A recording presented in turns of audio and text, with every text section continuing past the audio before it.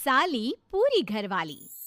लालच किस हद तक आदमी पर हावी होता है, आइए देखते हैं।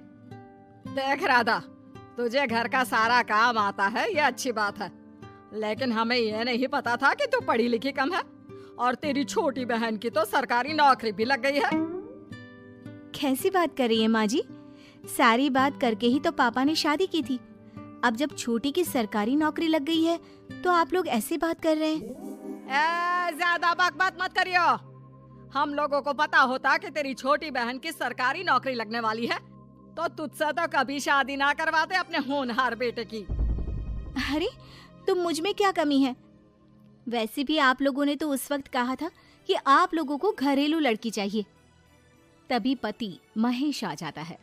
देख राधा, 100 की सीधी एक बात बता देता हूँ, तू जा और अपनी बहन को बोल कि उसे यहाँ रहकर अपनी कमाई हम लोगों को देनी होगी जब तक हमारे सारे कर्जे उतर नहीं जाते, नहीं तो तू अपना बोरिया बिस्तर बांध और निकल मायके। राधा पति की बात सुनकर हैरान रह जाती है। दिमाग है भी क्या आप लोगों के पास? क्या बोले जा रहे हैं? साली को घर पर रखेंगे? अरे मोहल्ला समाज क्या कहेगा? और माना पिताजी को उसके पैसों की जरूरत नहीं है, लेकिन वो अपनी कमाई आप लोगों को क्यों देगी? अरे क्योंकि हम लोगों के ऊपर कर्जे हैं, समझी? या तो तू कमा कर ला या अपनी बहन को बोल कि अपनी बहन का घर बचाना चाहती है तो यहाँ आकर रहे। सभी मिलकर राधा को घर से निकाल देते हैं। राधा भी कहाँ जाती, मायके जाकर रोने लगती है। छोटी बहन मीना कहती है, अरे क्या हो गया दीदी, कितना पैसा मांग रहे हैं? अरे अभी दे देते हैं ना, रो मत, अब तो मेरी भी नौकरी है। लेकिन राधा तो रोए ही जा रही थी। नहीं नहीं, इस बार लगता है उन लालची लोगों ने कुछ और ही डिमांड रखी है, वरना राधा इतना ना रोती। क्यों बेटी, क्या हुआ है? माँ पिताजी, इस बार जो उन लोगों ने मांगा है ना, वो सुनकर तो आप लोगों के पैरों के नीचे से जमीन खिसक जाएगी। ऐसा क्या मांगा है दीदी? तुझे मांगा है।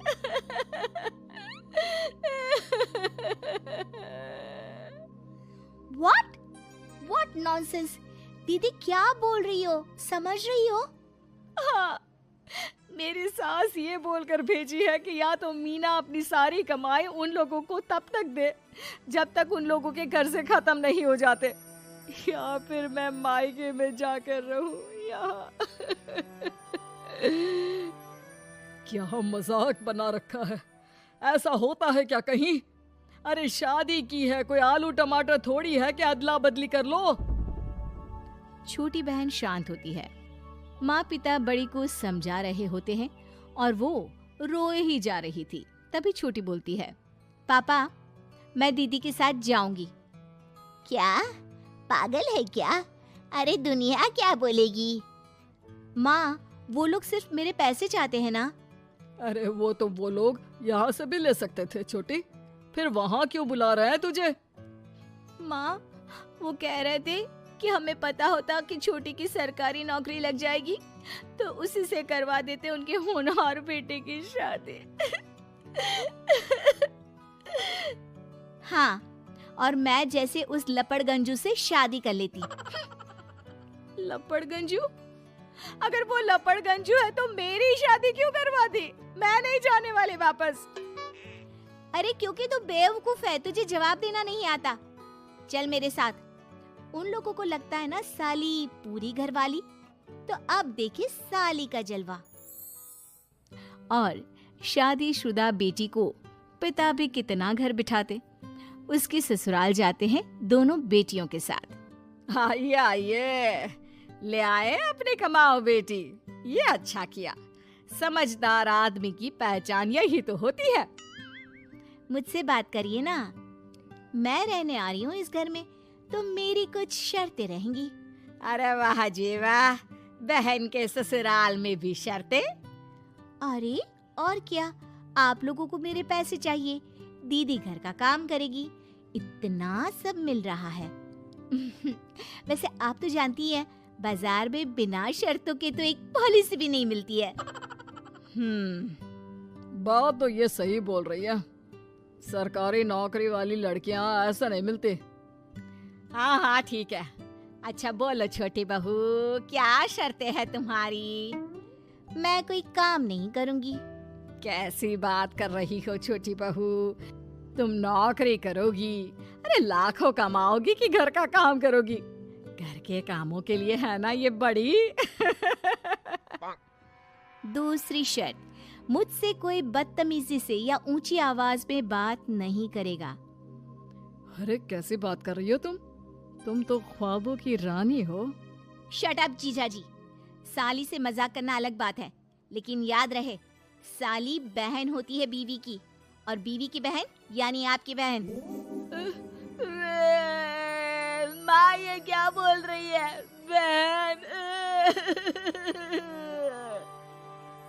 अरे ना बेटा, मैं हूँ ना, बात करती हूँ ना, रो मत बच्चा, रो मत। खैर, पिता दोनों बेटियों को छोड़कर चले जाते हैं। अगली सुबह। अरे सरला, जल्दी से मेरा और तुम्हारी बहन का खाना पैक कर दो, हम लोग ऑफिस के लिए निकल रहे हैं। लेकिन सरला तो सोफे पर बैठकर टीवी देख रही होती है। देखो जी, मेरी बहन पैसे कमा रही है तो मैं क्यों काम करूं?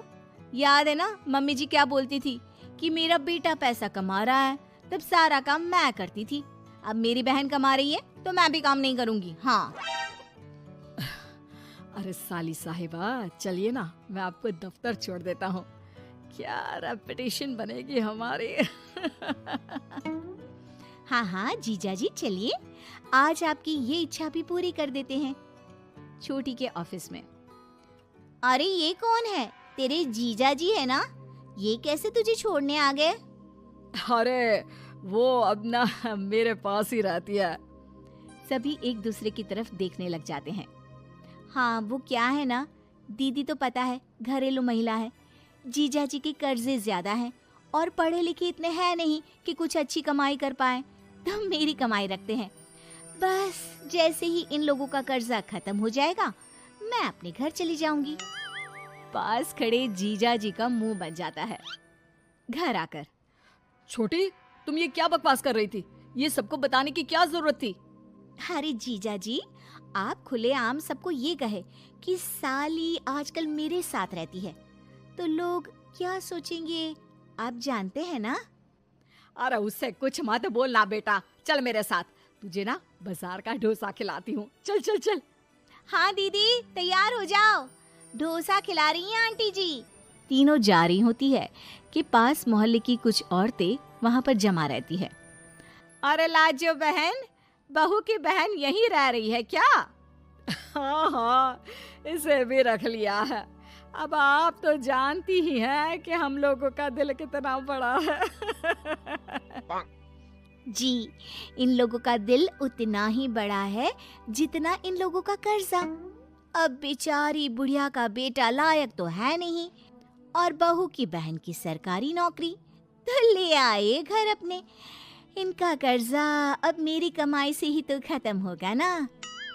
सबके सामने सास की भी बेइज्जती हो जाती है। घर आकर सास और बेटा दोनों छोटी पर बरस पड़ते हैं। बस, मैंने कहा था मुझ पर कोई नहीं चिल्लाएगा, मैं जा रही हूँ अब। अरे लेकिन, अरे जाने देना माँ, मुझे एक बात समझ में आ गई है।